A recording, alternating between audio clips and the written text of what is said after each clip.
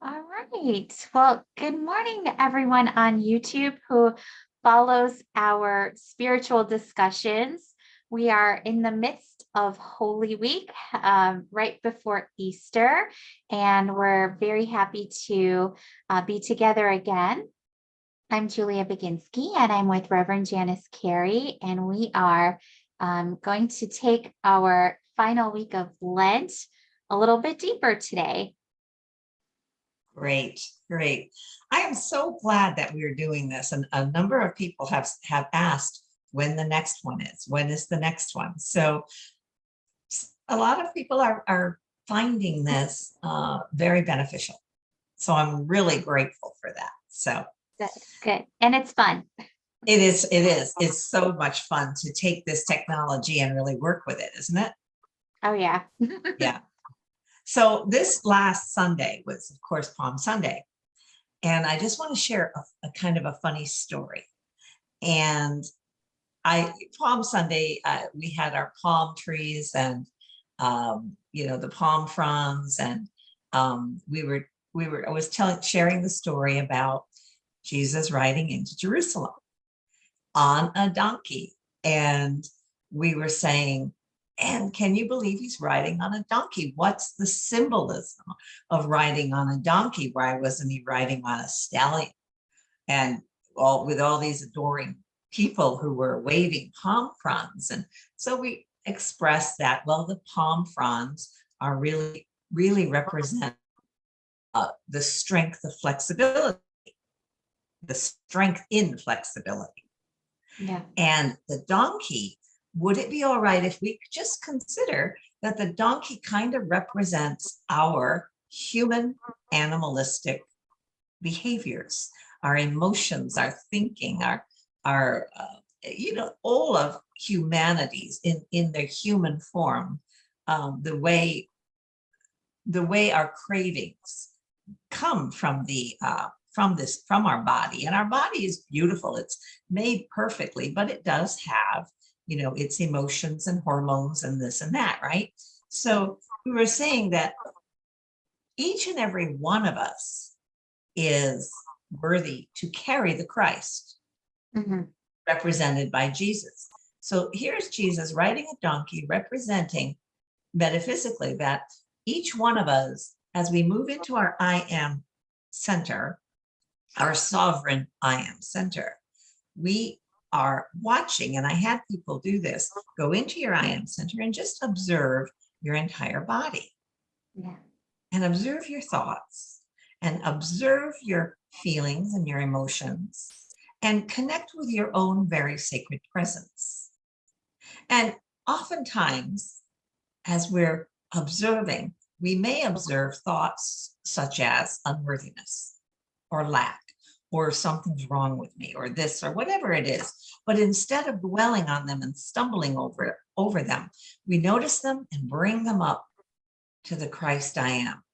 And so this is Jesus showing us that he's not being defined by what people say about him riding a donkey. He is walking, he's taking his path step by step, love by love, and moving into that place of peace. And when we can really live from that peace that passes all understanding, which has nothing to do with the world, we can truly say, Hosanna. Yeah. Hosanna, and acknowledge that the Christ, Jesus is showing us this Christ awareness is our birthright and is in all of humanity. And that then takes dominion over these thoughts and these feelings and these emotions and these hormones, not domination, dominion. Dominion's a lot different. So at the end of the service, a lady who was visiting us and was not really that sure about unity, this was the first time she'd been, and she says to me, I loved your sermon. It was so interesting. I've never heard a Palm Sunday service from the perspective of the donkey. I love Yeah, that.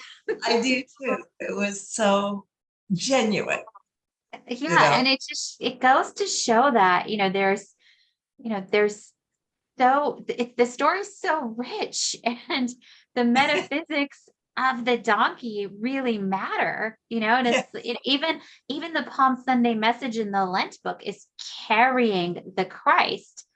Who's carrying the Christ, and how much you get out of that, about that aspect of ourselves. So It's I so thought cool. that was, it's It's challenging to very cute. move our Yeah, identity. It is cute, but yeah. it's challenging to move our identity from thinking that Jesus came down to die for our sins rather than Mhm. Jesus came to show us a way to live as we're living, Right, right. you know? Absolutely. To be an example. And Yeah. it's so true. I think, when we talk about dominion, and specifically, I love that you said it's distinct from domination, because it sounds like domination, but it's so not. And we've talked about it before. When we have dominion over our lives, it's like thinking about, even when I have my little daughter and I get a babysitter for her, the babysitter, then I trust the babysitter to have dominion over my daughter, to love and take care of her as I would. That's how I give dominion to somebody to care for my child, which is how we have dominion over the world, as, like I always say, the hands of God, the hands and the eyes of God. We have dominion to love and care for that. That's Yes. like, we're trusted with that. And I think another thing that's inherent in that word dominion, Mhm. like you were saying, is it's temporary. Yeah. It's Right. temporary. And Right. it involves caring, Hmm. you know. Yeah. So what stops us sometimes from l- acting in the way of dominion rather than domination would be something like, well, we have to release so many things that we've learned, like might makes it right, and the That one. That's a good one, every though. Good might one to makes it release. right. Might. Yeah, and yeah, and we have to release the resentments that's chained us. That revenge, I want revenge, I want to get even. Get Oh, even. Hmm. yeah. Or and that's why we're always saying Scarcity. Scarcity. scarce. Oh, that's the big one, because that's Hmm. programmed into us very, very well by a lot of advertisers. Because back in the 1900s, I was just reading that they actually did a study with the wants, with the industrial revolution really taking hold.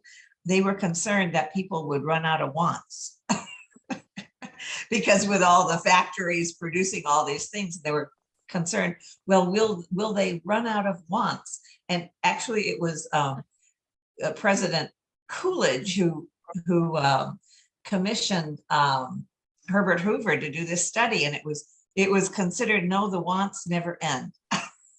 They will never run out of wants, because the minute a want is satiated, satisfied, it opens the doors for other ones, for more Hmm. and more and more. So the question was, why do humans are we so wanting? Yes, as long as the ego's in the driver's seat. Exactly. And back to the donkey. Yeah. If we bring up those cravings, which are natural to us, Hmm. instead of making them wrong, bring them up, we recognize things don't satisfy us, Right. rather than more and more and more. Well, what does satisfy us? What a question. What is eternal satisfaction? What would eternally, or for the most part, what makes us more centered and serene and satisfied and grateful, and so that we can see the beauty around Yeah. us? Yeah. Yeah. But You it's have to certainly not, you have it's to not the touch next that, phone. Yeah. experience it, Hmm. really take to heart, get into those deep appreciate when you have those deep moments of peace and stillness and compassion and joy. And it's like, those are the real experiences, that really, to me, like the joy, the compassion, the kindness, appreciation, like getting into those kind of juicy bits of life. That's where all of my best memories are. That's the things I feel like I'm taking with me, is when I'm in those, not, oh, I have to get something to feel good about myself. Like, that never works. Right. And isn't it interesting that when we really begin to notice this, we begin to notice it's a process, and perhaps we're supposed to go through that, because we absolutely, as it says, God knows we have needs. God knows what you need to keep yourself healthy and all taken care of. So what we want to do is understand, we don't want to judge that. Everyone's in a certain place. But if we judge it, they're greedy, they're this, they're that, well, that just keeps us right in the frame. In that same kind of energy, in the same vibration. Yeah. Right. The I want or I don't want. And we want to transcend both of that. Right. To understand that every person in the world, man, woman, and child, just wants to make live. Mm-hmm. And live freely, and live with the opportunity to create their own lives. Yeah.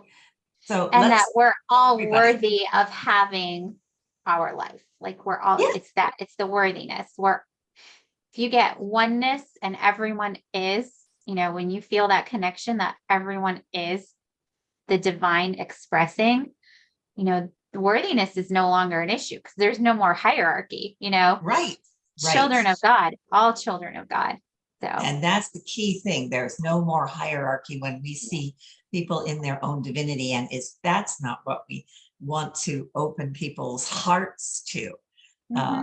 It is the divinity and the oneness in all of us. And so when we recognize that, when we actually get that, when we release the need to judge, and we're seeing it more as a process, when it naturally, we release our judgment when we see it as a growth process. It then helps us, like it says on Tuesdays, I can renew my patience and compassion. Because people are where they are. Yes. Yeah. I think that you expressed so beautifully when you explain, the cross with the absolute and the relative, and everything everything we're talking about is reminding me of, I keep seeing you go like this when we're talking about judgment, and when we're, so it always really, that stayed with me since I first even heard you go through that. So I was wondering if we can apply that right now. Like, how does that look when we're crossing in this Holy Week and heading up to Easter? And each and every one of us have small crucifixions, right? Mm-hmm. Crucifixion, I recognize. We recognize the big picture of Jesus on the cross, right? We get that. But our ego, what we're really talking about in crucifixion, is to release or crucify or shift our awareness from the horizontal world aspects, which the 10,000 things that come and go, to be able to breathe into that discomfort as we're releasing something. And the other key thing is, we come into the world constantly releasing. We're releasing ourselves from being children to adults to older adults. Life is a process of learning to let go and rise up into the awareness that the truth of our being is the Christ, the Christos, the light of us. And that's the part that's eternal. So when we are grounded on Mother Earth, or Gaia, and our head is reaching, we're in alignment, because as it says in the Bible, humankind was made to walk upright, right? Mhm. Our head is reaching to the cosmic consciousness, to Father God, to Father, Mother God, to whatever word you want to say, the very essence and presence. And we breathe it in. We absolutely know that all things are going to pass. But what won't pass is who we are. And that is being in alignment with our human nature, our emotional nature, our intellectual nature, is all lives in and is sourced by our spirit. Yeah. Therein lies the vertical access that we I want love to. that. It's so Yeah. beautiful. It's just that imagery of it, even when you started talking about compassion, it was like right after, you lay down judgment and you walk in compassion. Like it's just such a great visual of like these are the experiences that we go through every day, multiple times a day. It's not, one event once a year, anything like that. It's something that happens in our consciousness and we choose to lay down the judgment. We choose compassion. So it's very, once we're aware, it's easier to make the choices too, but it's always happening. It is always happening. And that crucifixion, as we're saying, because it truly is, we go through feeling betrayed, Mhm. feeling hurt, Yeah. feeling misjudged, feeling, why is this happening to me? What did I do? And we go through that. And that's just part of our humanness. So can we love ourselves during those times? Because that's the what we're doing is crucifying the ego's thinking, shifting into we're just much more than, Yeah. you know, but we can enjoy it while we have it. Absolutely have it. And as it says here on April, April 12, for Oh. everything there is a season and a time for every matter under heaven. Mhm. Can we allow it to be with us without judging it? Can we let it go? Yeah. Because Yeah. that's the path. Yeah. And then on the Wednesday, it's talking about I release my darkest fear. So what's our darkest fear?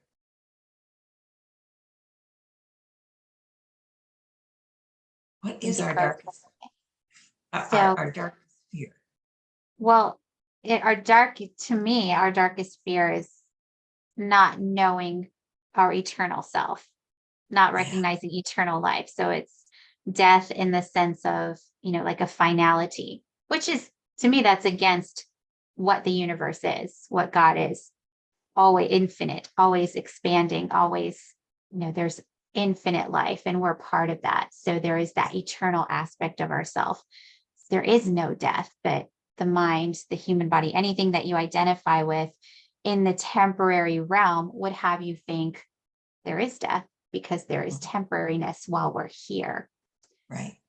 So when I we love the focus a way lot on that, it's scary. It's scary. it is. I love the way Joel Goldsmith puts it. We live in a parenthesis of eternity. Yeah. And we keep thinking the parenthesis is the reality. We forget that there's more than that parenthesis to us. Yeah. But absolutely. And so can't we give each other some compassion that Mhm. we all kind of experience? We will all face inevitable death. And it may be like it says here, one of our darkest fears. And we know we all will die, but what does that mean? Right. What did Jesus come to show us? Yeah, Because that he that's not, really, yeah, that he came to show the truth, truth with a capital T. mhm, And the biggest demonstration, in my opinion, in the Bible, there is ever. no death. That there is no death. That Right. hey, Yeah. Yeah. you And can't that's, see whatever you're looking at, if you have to be able to see with different eyes. It's like it's proving that there's two of you. There's a physical body and there is a sun body, a light body, a spiritual body, a soul, and there's part of you that is the part of you that lives forever. That's your eternal self. Get to know that part of yourself really well, if you can, if you're up for it. And as it says right here on April 13th, it says, fortunately, we learn from the Easter story, death has no power over us, Right. that our spiritual journey continues after death. Now, I will share, I've experienced that, but not everyone has. I've had and touched that near-death experience and seen that the body lives in consciousness, not consciousness in the body. And quantum physics and the medical, the science fields are really getting this more than ever. Absolutely. Yeah, that's really fascinating how science matches up to spirituality and some of those aspects. It's really good. And I talk sometimes about, because I was present with my mom when she transitioned, right? So Okay. because she didn't have hospice, she just wanted me. This was 12 years ago. And the thing that I remember the most is the feeling that as she was transitioning, her ability to, kind of impart that she knew where she was going, Did and just she? like the immense amount of love, like that is just, our little human container is just no match for this immense amount of love that she was transitioning into. And it was just so peaceful and comforting. And like that just for me was like that's God. That is God.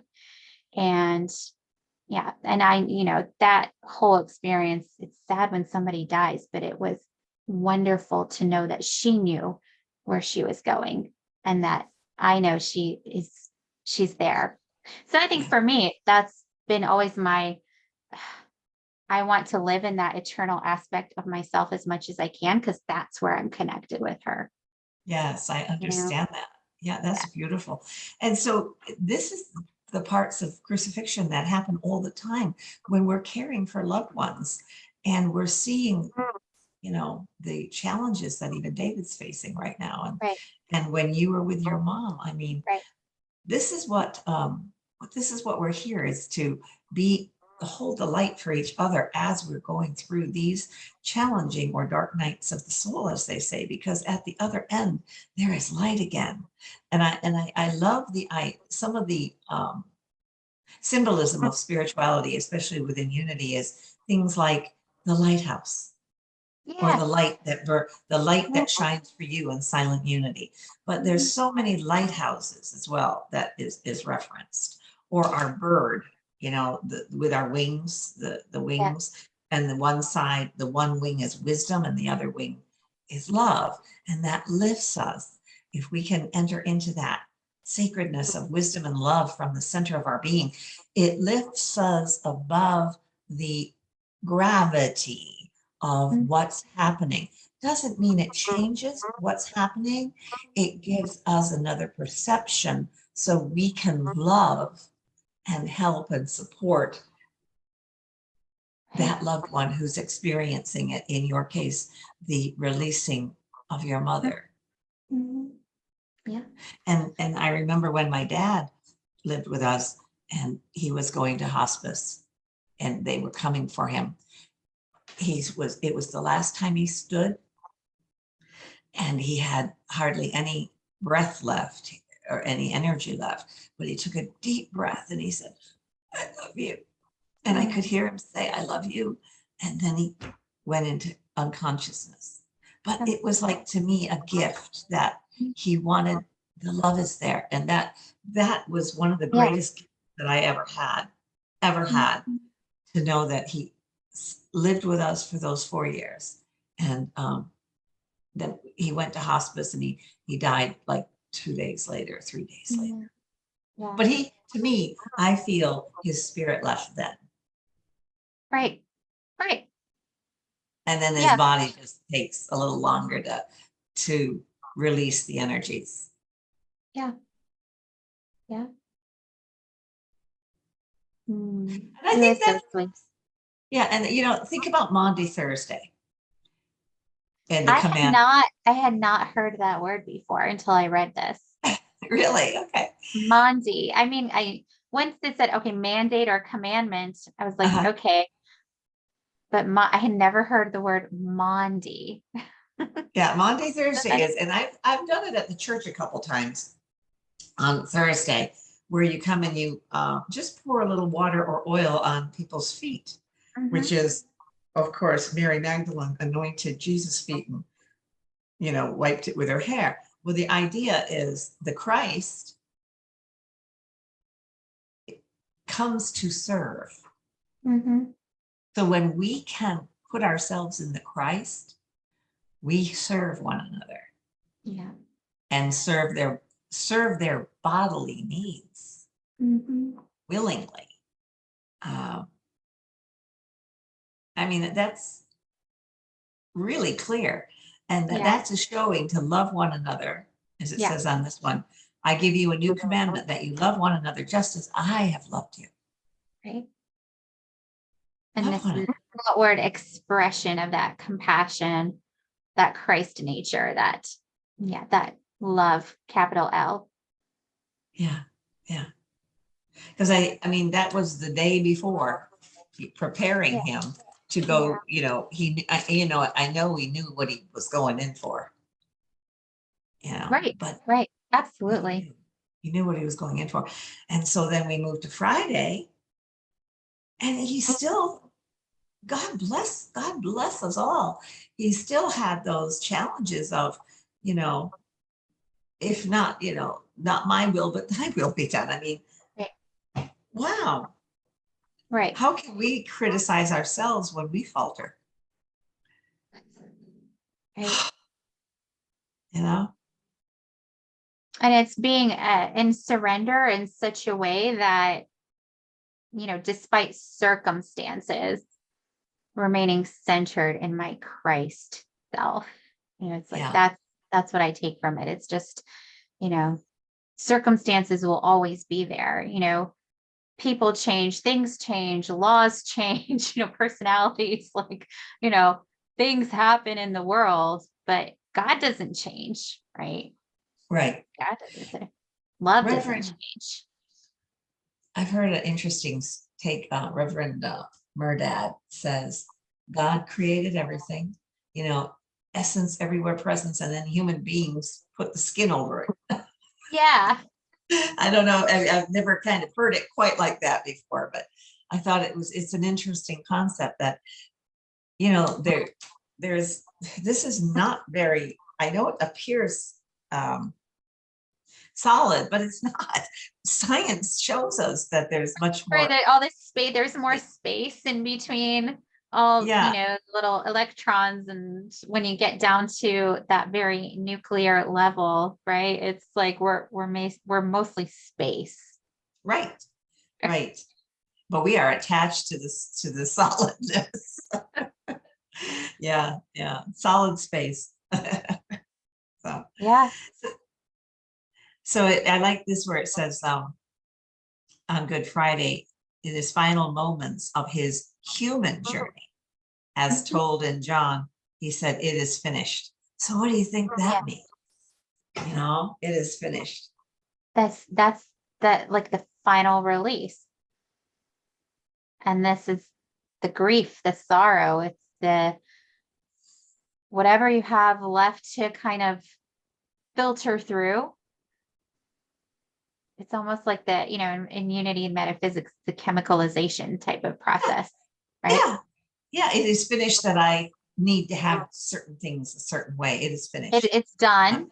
Mhm. In other words, it's done. It's in divine order. Release, let go, and but just wait for what's coming next. It's like as we finish that last thing that we just went through, wow, watch how much we grow, watch how much we expand, watch us grow really in consciousness and just see what's on the other side. Don't be afraid to grow and to stretch and to see what's on the other side. It's like just you wait. Yeah, and we can really see all the blessings that we've had, been through it. Right, right. And that's our choice. And that, if nothing else, is we revealed is that we have a choice on how to see this. Mm-hmm. We always have a choice.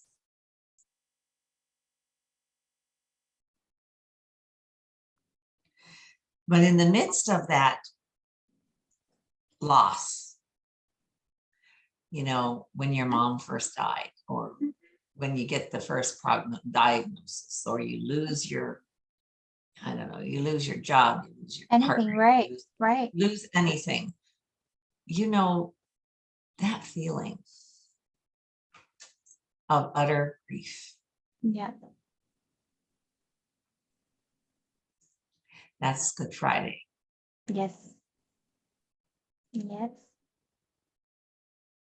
The willingness to observe the dark night, to sit with the discomfort, Be with it. to be with it Mm-hmm. without judging, you know. And the funny thing is we're given so many opportunities to practice this before we have to actually face it. It's so many ways Yeah, of releasing, that's true. just think of when a baby's born, and your Grace, remember when she was a little baby, or my children when they were babies, and or little anything, is we just took care of them. There was no, oh, you did this, oh, you did you just took care. Right, And right. that's one part of the spectrum. Can we not continue that care throughout the human spectrum of life? Yeah, And value it, yeah. because we all have it. So That's can our we? nature. That's our nature, is to be that compassionate and caring. That's, we end up denying that part of ourselves. And then you have to have the ego death to kind of get back there. But Mhm. it's, when like the body is made in the perfect image and likeness, right? Like there's that perfect pattern with us. So if I cut my finger, my Yeah, body just goes into heal. It doesn't say, oh, did you do that on purpose or not? It doesn't judge before it shows healing, right? And forgiveness. It's like it's a pattern for, no, we just make it whole as soon as we can, the best way we know how. That's what our bodies, cells that's what say, it let's does. say, right? Our Yeah, immune system or whatever. I mean, but that's the pattern that we're made after. There is right. no judgment. There's just, oh, something that we're coming back to healing, go back to wholeness, come back to, that's our natural state. Our nature, the nature Yeah. of nature is to heal. Yes. Yeah. Yeah, absolutely. And the grief and the sorrow is an expression of love. Mhm. And if we could invite people to honor that, It honor is. it. Yeah, it is. And it's interesting that this is 3 days, Good Friday, Saturday, and then the cycle of three. And when you really do when you lose someone you love, you're not going to be over it in 3 days Right. necessarily. That's Or just ever. or ever. You're never over it. Yeah. You No. learn to live with that loss Yes. in your life, but Yeah. that loss doesn't consume you. You Right. bring in all the incredible love and wisdom that the relationship gave to you, in your mom's case, in my mom's Yeah. case, in my dad's Yeah. case. It- Your dad. yeah, I mean, it's you, the love changes to wisdom, or the grief changes to wisdom, Yes. Yeah. you know. Yeah. So It's like it's that soul on a soul level. It's an acknowledgement, it's like that the grief is an acknowledgement. Grief doesn't always, the sadness, it doesn't always come from ego just because you think like sad is bad. But yeah, on a soul level, you yeah, grieve, and it's an acknowledgement of right, love in its yeah, own way, where we've yeah, had connections on a soul level. It's it, and when you grieve, you have a soul connection. It's like if if your car dies, you might be sad, but you will not have grief around, you know, around the car or something like that. That it's life happening on a level where your eternal self knows what's up. Yeah. Yeah. Yeah. And like it says in Psalm here, surely the darkness shall cover me, and the light around me become night. Even the darkness is not dark to you. The night is as bright as the day, for darkness is as light to you. I mean, Mhm. in the midst of that darkness, there's blessing, there's light. Even though I walk through the valley of the shadow of death or darkness, you are with me. We will move through this valley of Yeah. whatever is happening in our world. This will change. Yeah. So Beautiful. Beautiful. then we move to Holy Saturday. And I always feel that is the point where we're beginning to feel better. The renewal. Yeah. And the process of renewal is beginning. Yeah. Beginning.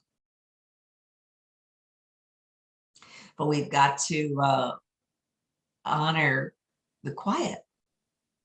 Yeah. We want to be still. Yes. And it's so important to honor yourself with, one of the things that I've been doing recently is I've really been using some essential oils. I think I got them from you.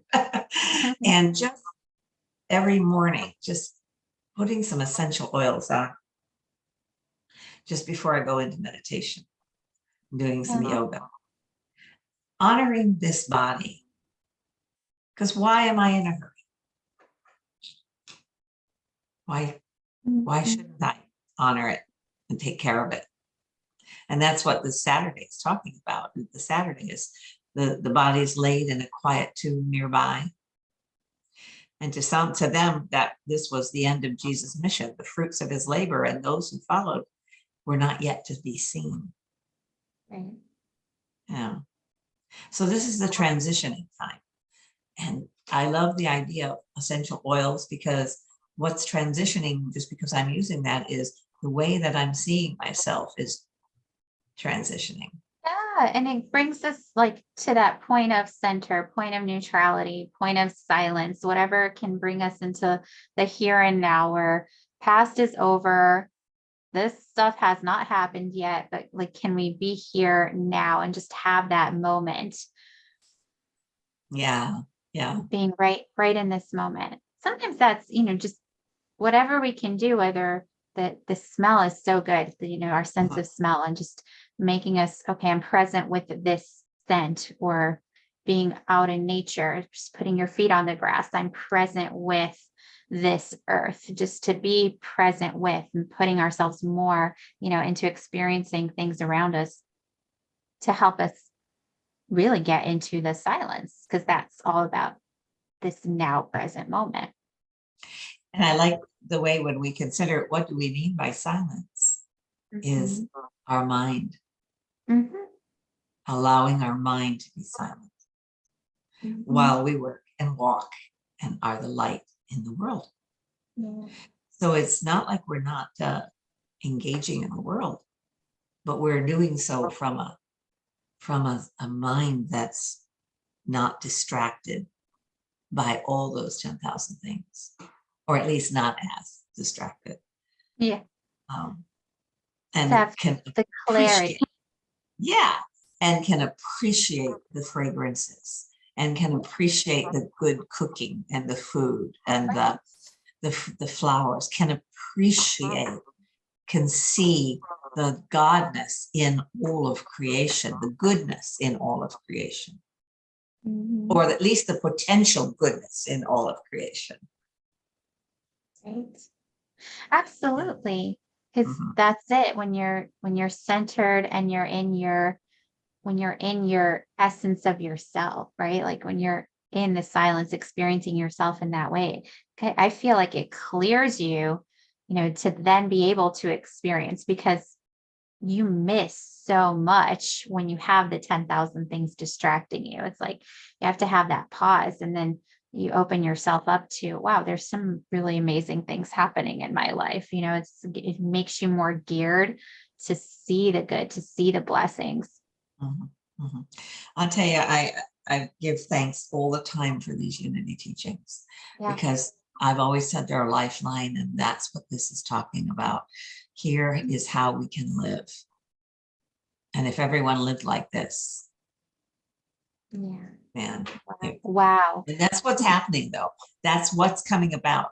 There is a transition in our world that's coming about. The old is dying away, the old mindset, and the new is taking root to more and more people. I do A lot believe of that. people are waking up. That's what I envision and I feel in my Mhm. soul, that we are part of this world awakening, and Right, right. it's great. Yes, it's great. These like times of turbulation and turmoil and things like that, Uh-huh. it's like sometimes there has to be that breakdown in order to be a breakthrough. But my gosh, I think it can catalyze a lot of people just waking up to who we really are, which is a great thing. Yes, yes. Yeah. And so then, we move on to the one priester, and Yeah. it's the continuation of the renewal, that as long as we are in this form, we have it within us, the ability to keep rising again and again, like the phoenix, Yeah. to bring up all of those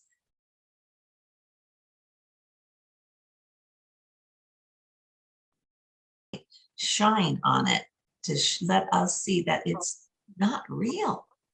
Right.